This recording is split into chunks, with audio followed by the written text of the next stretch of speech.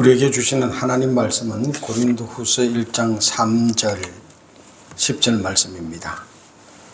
찬송하리로다. 그는 우리 주 예수 그리스도의 하나님이시요 자비의 아버지시요 모든 인류의 하나님이시며 우리의 모든 환난 중에서 우리를 위로하사 우리로 하여금 하나님께 받는 위로로서 모든 환난 중에 있는 자들을 능히 위로하게 하시는 이시로다. 아멘.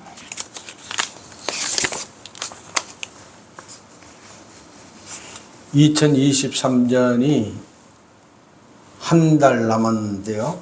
그 중에서도 열흘이 지나가 버리고 이제 20일이 남았습니다. 이 2023년 한 해를 살아오면서 잘 됐다 그러시는 분들도 있을 것이고 참 힘들었다 그런 분들 있을 것이고 지금 또 이 순간에도 힘들고 어려움을 당하고 있는 그런 분들도 있을 거예요. 이 2023년 마지막 한 달을 남겨두고 우리에게 꼭 필요한 것이 무엇일까 생각해 볼 때 이 시간 정말로 하나님의 위로가 필요하다. 그래서 위로의 하나님이라는 제목으로 하나님 말씀을 듣습니다. 하나님의 위로가 함께 하시기를 바랍니다. 오늘 3절 말씀은 이렇게 말합니다. 예수 그리스도의 하나님이시요 자비의 아버지시여 모든 위로의 하나님이시라. 하나님은 우리를 위로해 주시는 하나님, 이름이 모든 위로의 하나님, 모든이라 그랬습니다. 어떤 상황 속에서도 하나님은 우리의 위로자 되어 주십니다. 첫 번째로 하나님은 우리가 환난 중에 있을 때 우리를 찾아와 위로해 주십니다. 4절 말씀입니다. 우리의 모든 환난 중에서 우리를 위로하사. 모든 일에는 타이밍이 있어요. 언제 그 일을 하면 좋을까? 타이밍이 잘 맞으면 효과가 100% 나타나고, 아니 그 이상 나타나고, 타이밍을 놓쳐버리면 기껏했는데도 효과가 미미할 때가 있습니다. 그러니까 환난을 당하고 있을 때, 막 문제 가운데 있을 때, 아유 저 사람 지금 저렇게 정신이 없는데 내까지 찾아가서 무슨 말을 하냐? 다음에 정리되면은 내가 해야지. 그럴 수 있어요. 그러니까 환난이 끝나는 순간 막 찾아가서 또 그러는 사람도 있고, 그리고 어떤 사람은 정말로 평안할 때, 다 끝났을 때, 그때 찾아간 사람이 있습니다. 쉽게 생각하면 이런 겁니다. 장례식이 났습니다. 언제 찾아갈까요? 환난을 당했어요. 위로가 필요해요. 가장 좋은 거는요, 장례가 나는 그때 가가지고 한 번 갔다 오는 것도 고마운데 며칠을 같이 있으면서 손님도 맞아주고 일도 같이 도와주고 그러면은요 그 사람 잊지 못합니다. 위로가 되는 거예요. 근데 장례식 다 끝나고 나서 찾아갔다. 뭐 찾아가 주니까 좋기는 좋은데요, 그게 위로 안 됩니다. 근데 그것도 다 지나가서 이제 편안해가지고 다 잊어버렸어. 그런데 그때 찾아가서 옛날에 그때 장례식 했을 때 내가 가려고 했는데 네가 너무 바쁘고 정신없을 것 같아서 내가 못 가고 지금 갔어. 그러면은요 웬 생뚱맞은 소리를 해 그러기 쉽습니다.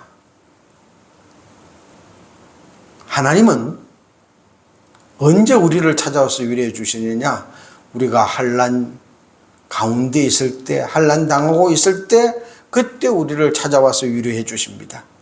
왜냐하면 하나님은 우리를 사랑하기 때문입니다. 하나님이 우리를 얼마나 사랑하시냐면은 우리를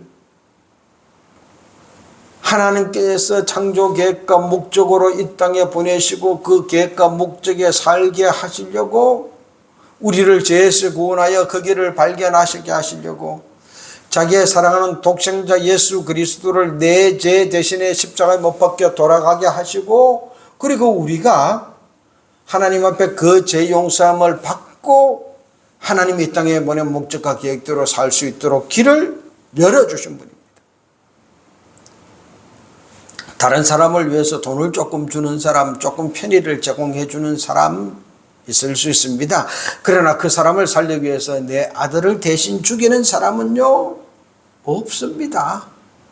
하나님은 우리를 하나님의 창조 계획과 목적대로 살게 하시기 위하여 독생자 예수 그리스도를 우리 죄 대신에 죽이시고 우리가 그 길을 열어주기까지 우리를 사랑하신 분입니다. 그렇게 우리를 사랑하시는 하나님께서 우리가 환난 중에 있을 때 나는 몰라 쌩까지 않습니다. 모른 척하지 않습니다. 그때 우리를 찾아와 주십니다.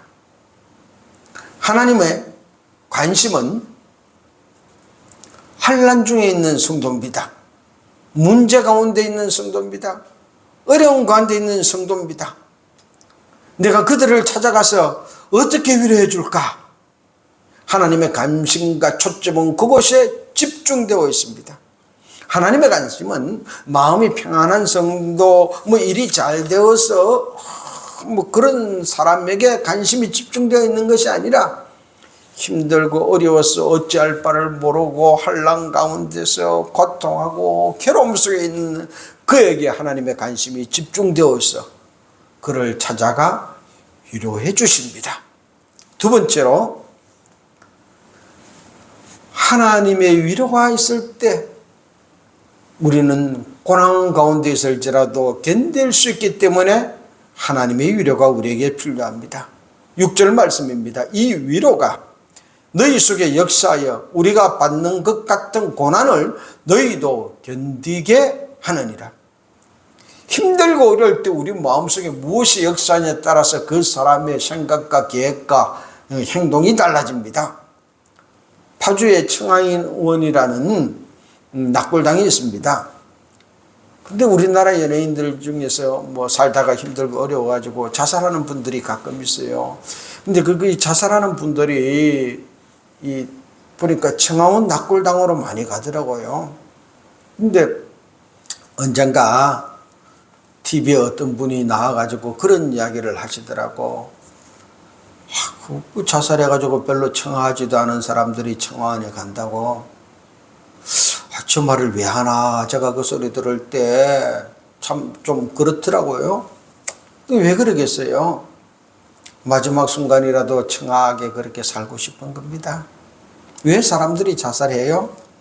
힘들고 어려울 때 그 마음속에 무엇이 역사했냐에 따라서 달라진 겁니다. 힘들고 어려워요. 그런데 그때 정말로 힘들다, 어렵다, 끝이다, 내 인생의 최악이다, 그래서 자살하는 거잖아요.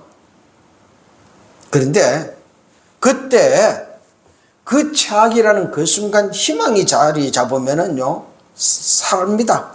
그래, 힘들다, 정말로 이것보다 더 힘들 수는 없어. 그렇다면 오늘 이 순간이 가장 최악의 순간이고 가장 힘든 순간이라면 앞으로 이보다 더 힘들 날이 없을 거니까 조금만 저어줘도 이보다 나아질 거 아닙니까? 이 순간이 밑바닥이라면 한 발짝만 내려도 올라가게 되어지는 거잖아요. 지금보다 나아지는 겁니다. 올라가는 일만 남았네? 이게 밑바닥이기 때문에 앞으로 내가 무슨 일을 겪어도 이보다는 더 좋아지겠네? 그러면은요 살게 됩니다. 그런데 그걸 보지 못하면은 힘들어, 어려워, 이보다 더 나빠질 수는 없어, 그러면서 생을 마감하는 겁니다. 아무리 힘들고 어려워도 관점을 어떻게 가지느냐에 따라서, 무엇을 바라보느냐에 따라서 달라집니다. 사랑하는 성도 여러분, 2023년 이 연말 20일밖에 안 남은 이 상황, 하나님을 바라보십시다. 나를 위로하시는 나의 하나님을 바라보세요. 위로의 하나님이 우리를 안아주시려고 두 팔 벌리고 기다리고 계십니다. 위로해 주시려고 모든 준비해 놓고 우리를 기다리고 계십니다. 요한복음 14장 18절 말씀입니다. 내가 너희를 고아와 같이 버려두지 아니하고 너희에게로 오리라. 하나님은 우리를 고아처럼 버려두지 않게 하여 우리에게 오시는 분입니다. 우리를 위로하고 다시 이렇게 세워주시게 하여 우리를 찾아오십니다. 요한복음 14장 16절 말씀입니다. 내가 아버지께 구하겠으니 그가 또 다른 보혜사를 너희에게 주사 영원토록 너희와 함께 있게 하리니. 예수님 말씀하셨습니다. 아버지께 구하여 보혜사 성령님을 보내주니 영원토록 우리와 함께 있게 하리니. 하나님은 보혜사 성령님을 우리에게 보내주셔서 영원토록 우리와 함께 해주십니다. 힘들 때, 어려울 때, 나 혼자서는 감당할 수 없는 바로 그 순간 함께하기 위하여 성령님은 나에게 오셨습니다. 오셔서 우리와 함께 해주시면서 우리의 삶의 순간순간마다 우리를 보호해 주시고 우리에게 은혜 베풀어 주시고 우리가 어떻게 살아야 될지 가르쳐 주시고 이끌어 주십니다. 우리가 고아처럼 살지 않도록 성령님의 그 보호와 은혜 속에 살 수 있도록 우리를 찾아와 주셨습니다. 그러므로 이제 이 연말에 나와 함께 하셔서 나에게 가장 좋은 길로 나를 가르쳐 주시고 이끌어 주시는 성령 하나님의 속삭임에 귀 기울이시고 초점을 거기에 맞춥시다. 내 마음을 하나님께 기울여서 하나님의 음성에 귀 기울이는 사람은 힘들고 어려운 순간 하나님의 은혜를, 하나님의 위로를 받게 됩니다. 그러나 마음을 세상에 맞추고 세상을 바라보고 있는 사람은 하나님께서 환난의 순간에 위로해 주시려고 찾아와서 아무리 의리의 심령을 향하여 말을 한다 할지라도 하나님의 위로와 보호를 받아들이지 않습니다. 하나님보다는 세상에 초점을 맞추어서 세상에서 길을 찾기 때문입니다. 그러면서 하나님이 도와주시지 않는다고 예수 믿어도 별 볼 일 없다고 불평하고 불만하고 원망합니다. 왜 그렇습니까? 우리의 영이 잠자고 있거나 우리의 영이 죽었기 때문입니다. 영이 살아있어야 내 영과 더불어 하나님의 자녀인 것을 증언해 주시는 성령 하나님의 음성을 듣고 힘들고 어려울 때 우리를 찾아와 우리를 보호해 주시는 하나님의 보호를 아멘 하고 받아들이게 되어집니다. 우리가 육신의 건강을 위해서는 얼마나 많이 노력하고 있는지 모릅니다. 어디가 안 좋으면 병원 찾아가서 이 의사 저 의사 좋은 의사 막 찾아갑니다. 약 처방 받습니다. 약도 먹습니다. 운동도 합니다. 인터넷 찾아가지고요 검색해서는 뭐가 좋은지 프로그램도 짜고 뭐 운동기구도 사고 막 그럽니다. 하루 세 끼 밥도 먹고요 영양제도 먹고요. 그런데 예수 믿는 우리 성도들이 내 영을 살리기 위해서는 지금 무엇을 하고 있습니까? 영을 살리기 위해서 무엇을 먹습니까? 영을 살리기 위해서 무슨 운동을 합니까? 영을 살리기 위하여 우리가 할 것이 있다면은요, 하나님 말씀 듣는 것, 말씀 묵상하는 것, 예배 드리는 것, 찬양하는 것, 기도하는 것, 그리고 성전에 나와서 봉사하고 사회에서 봉사하고 헌신하는 것, 뭐 예물 드리는 것, 그럴 때 우리가 영이 살아납니다. 영이 살아서 하나님이 우리를 돕기 위하여 찾아올 때 우리를 향하여 하시는 그 말씀에 아멘 하고 받아들이게 되어집니다. 그런데 이런 영적인 활동을 한 주간 내내 아무것도 하지 않고 있다가 내 영이 죽거나 잠자고 있으면은요, 하나님께서 환난 때 나를 찾아와서 나를 도우시려고 위로하시려고 아무리 말해도 내 영이 죽어서 내 영이 잠자기 때문에 하나님의 음성을 듣지도 못하고 깨닫지도 못합니다. 하나님께 관심을 두지 않고 세상에 관심을 두고 있기 때문에 하나님을 향하여 바라보지도 않고 있는 겁니다. 완전히 망하기까지 하나님이 주시는 방법은 쳐다보지도 않는 거예요. 영이 죽었으니 볼 수도 없습니다. 일주일 동안 영을 살리기 위하여 무엇을 하셨습니까? 얼마나 많이 기도하고 얼마나 많이 말씀 묵상하고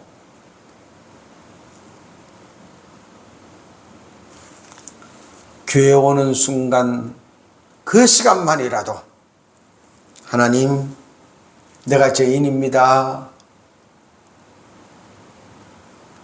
이 예배 가면은 죽은 내 영 살려주시고 내 죄 사하여주시고 예배 가운데 예수님 만나서 네 죄 용서함 받았다 이 확증 받게 해주시고 예배 마치고 집에 돌아갈 때는 월, 화, 수, 목, 금, 토 하나님이 내가 해야 될 일 어떻게 할지 가르쳐 주시고 인도해 주세요. 그 한 시간만이라도 영을 살리기 위하여 기도하고 오고 기도하고 가자는 겁니다. 그래야 하나님이 나를 도우려고 할 때, 위로하려고 찾아왔을 때 아멘 하고 받아들이는 영이 살아있는 성도 되어집니다. 요한복음 14장 26절 말씀입니다. 보혜사 곧 아버지께서 내 이름으로 보내실 성령 그가 너희에게 모든 것을 가르치고 내가 너희에게 말한 모든 것을 생각나게 하리라.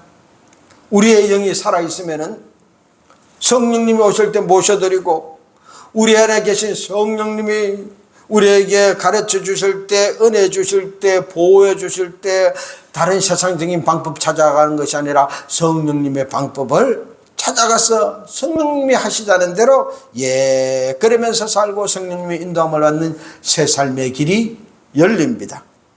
주님이 나를 이 땅에 보낼 때 계획한 바로 그 길을, 그 삶을 살아가게 되어집니다. 마지막으로 세 번째, 하나님은 환난당한 우리를 찾아와서 우리를 그 환난에서 구원하여 우리를 다시 일으켜 세워서 우리와 같은 환난당한 사람들을 찾아가서 위로하는 자가 되기를 원하여 우리를 찾아오십니다.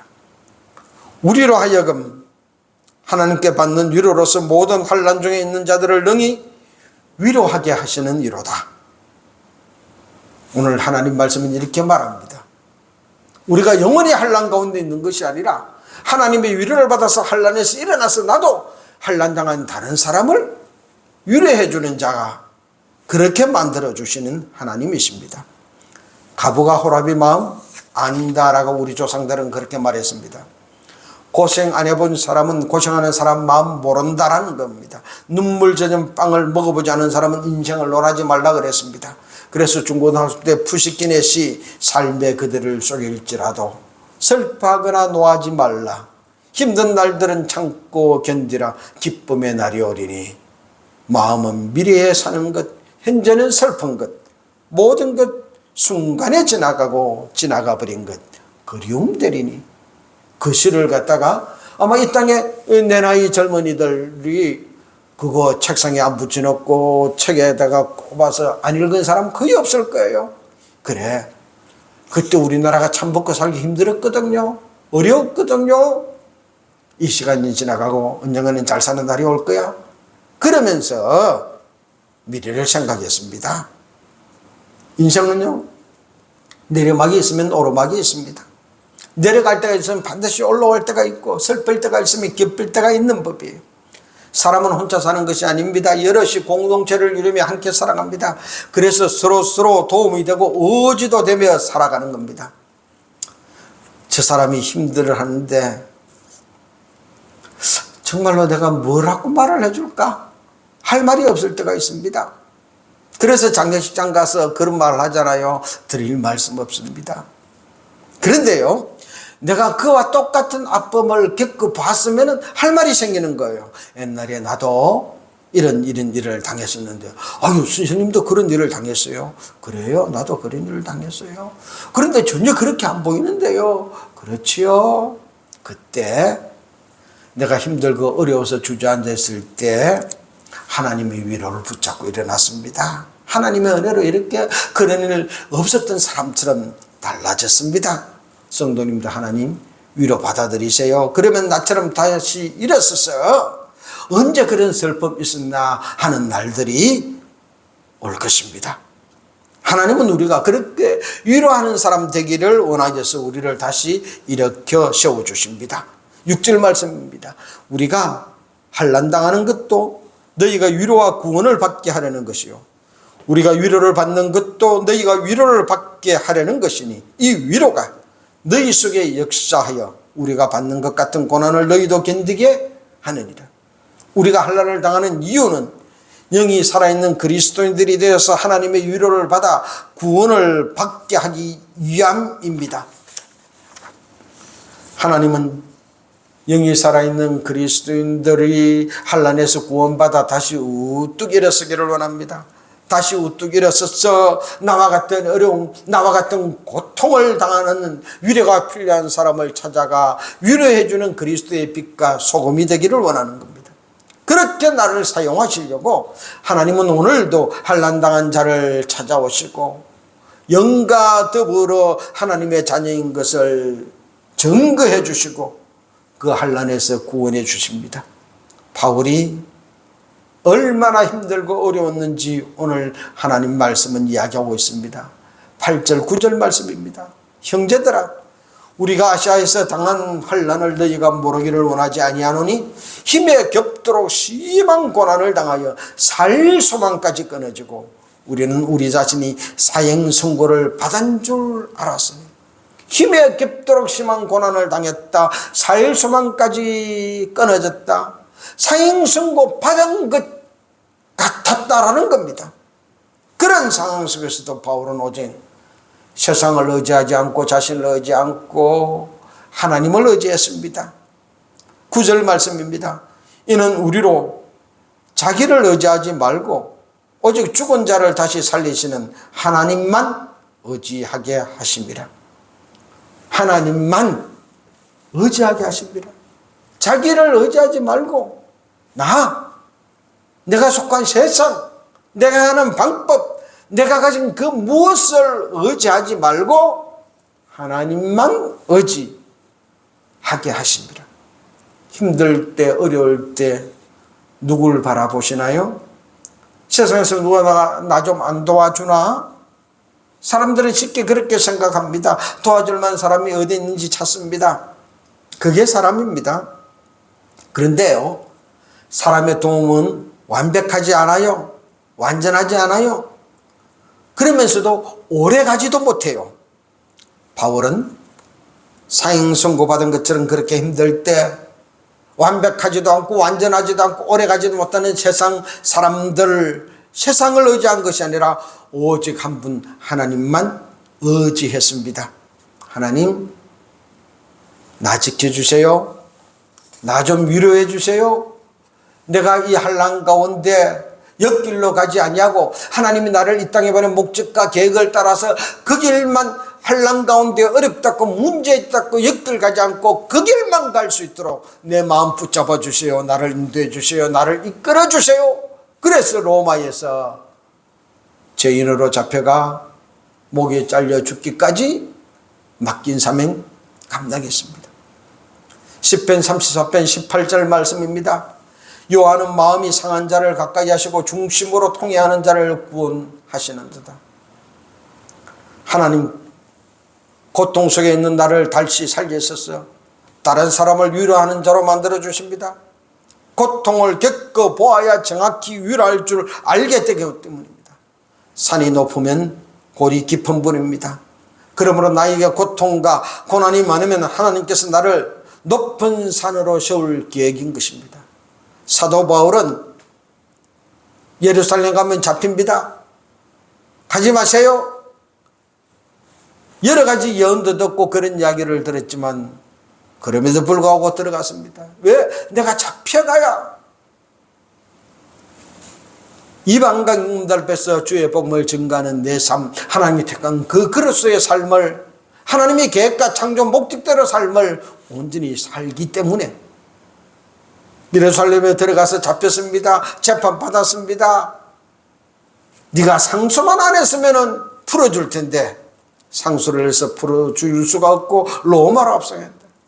사도 바울은 그 길을 선택했습니다. 왜? 로마에 가야 황제 앞에서 복음을 전할 것이니까요.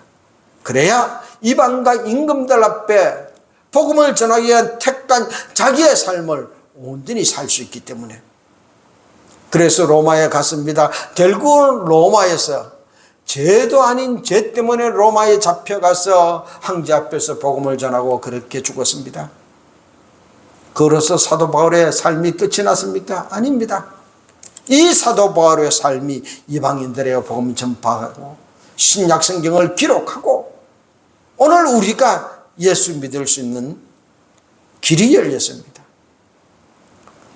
더 큰 골짜기 속에서 고통 속에 있었던 이 사도 바울을 통하여 하나님은 우뚝 세워서 세계 만방에 복음을 전하는 하나님의 계획과 목적대로 사용하신 것입니다.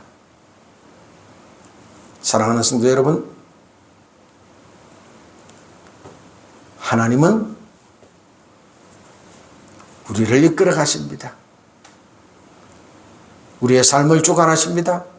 2023년 하나님의 창조 계획과 목적대로 삶이 이루어지시기를 바랍니다. 하나님 말씀 10절입니다. 그가 이같이 큰 사망에서 우리를 건지셨고 또 건지실 것이며 이후에도 건지시기를 그에게 바라노라. 하나님은 우리를 건지시고 또 건지시고 또 건지시는 분입니다. 하나님은 나를 건지시고 나를 통하여 나와 같이 하는 사람을 건지시고 그 사람을 통하여 또 다른 사람을 환난 속에서 건지시는 분이십니다. 그러므로 2023년 이 마무리하는 한 달 하나님의 위로를 받아들입시다. 나의 영을 살려 환난 가운데 있는 나를 구원하기 위하여 찾아오시는 하나님의 위로를 받아들이시고 하나님의 위로를 통하여 새삼 살아서 나와 같은 환난 속에 있는 다른 사람을 또 위로하는 자로 우뚝 서서 하나님의 창조 계획과 목적 따라 한 해를 마무리하는 삶 사십시다. 그렇게 살겠습니다. 결단하는 기도 하시겠습니다.